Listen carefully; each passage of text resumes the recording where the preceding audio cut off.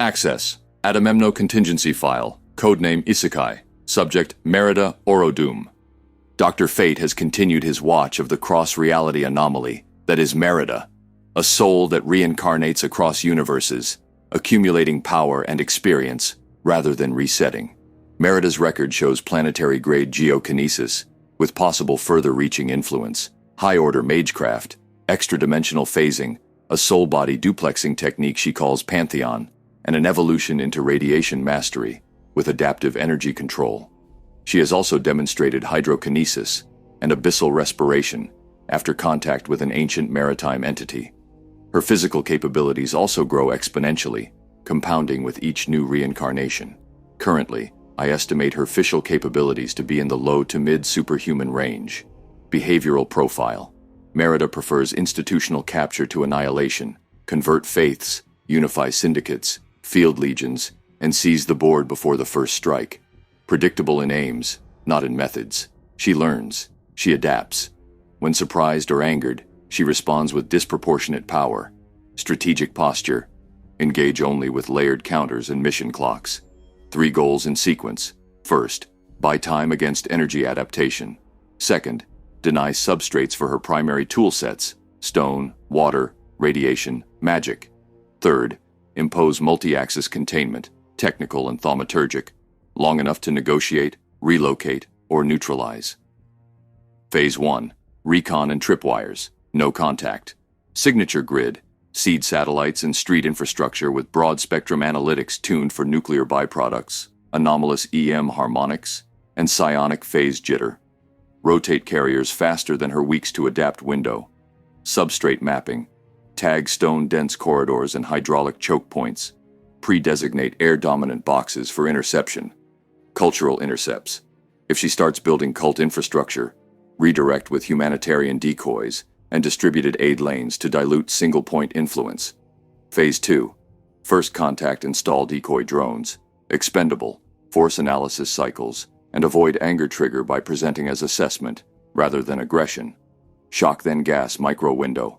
Brief, high-current stun, arc nets or electrogel, followed immediately by tailored knockout aerosols, fast enough to precede rage escalation. Battlefield selection. Engage off-stone and offshore, airborne or on composite platforms. Use dry fog to disrupt water vectors. Deploy active decontamination blowers to scavenge stray rads. Phase 3. Denial and disruption. Ground noise cannon. Ultrasonic vibrators saturate the local ground to jam lithosense and make melding unstable. Pair with aerial magnetron jammers to scramble fine control. Anti-magic zoning. With allied sorcerers, assemble portable null-thom cages, nested rings, counter sigils. Rotate glyph families every few minutes to outpace adaptation. Radiation hygiene. Squads carry active dosimetry, iodide reserve, and spectral scrubbers. Fill air with ion traps to soak free charge and limit wing construct stability. Phase 4. Fix and contain. Polymer glass foam coffins. Non-conductive, non-geologic, hydrophobic. Lifts her off substrate and out of water while resisting heat and shock. Twin circuit confinement. Tech loop.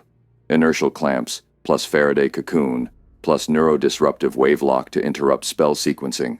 Thom loop. Anti-magic bubble nested with a soul tether. Treat as prolonger, not solution. Venue. Extra-dimensional prisons are unreliable if magic is available. Use them only as transfer corridors into the null-thom lattice. Phase 5. Resolution ladders.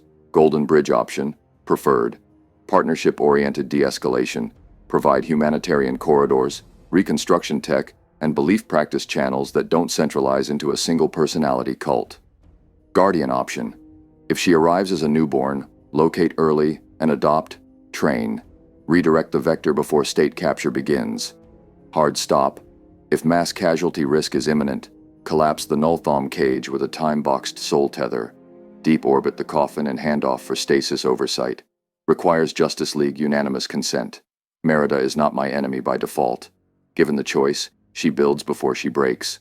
But the delta between her floors and ceilings is wider than any terrestrial threat short of Kryptonians. This plan buys time. Time to talk, time to revector, time to save lives if talking fails.